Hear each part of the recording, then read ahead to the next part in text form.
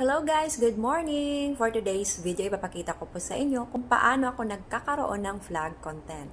Kasi nga, everyday ay nakasanayan ko na every time nagigising ako ay tinitingnan ko ang aking dashboard and also profile recommendation para kung sakasakali, kung meron man tayong mga violations, ay pwede nating mabubura agad para hindi tayo mahirapan if ever ma-monetize na tayo. Tapos, nang tiningnan ko ngayon na araw na to, ay meron pala akong vlog content. Tara, ipapakita ko po sa inyo kung paano ko nagkakaroon ng vlog content. Samahan niyo ko.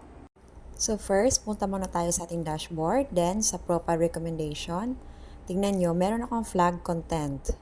So, manage content, delete the post, hindi siya ma-delete, then learn about recommendations.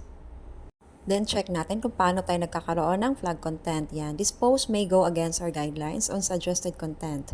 This post may show content that makes it harder to create a safe community. Common reasons for this are discussion of self-harm, suicide, or eating disorders, depictions of violence, at iba pa. So, yan ang rason kung bakit ako nagkakaroon ng flag content. Kasi, yung YouTube ng anak ko ay sinishare ko sa Facebook. So, take action. So, delete natin. Yan. So, check natin ang profile recommendation. Ayan. So, wala na tayong flag content.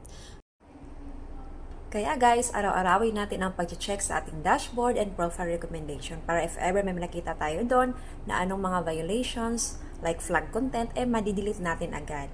Kaya kung nagustuhan niyo ang aking video, please heart and share. And huwag niyo rin akong kalimutan i-subscribe sa aking YouTube channel, Richelle Bona.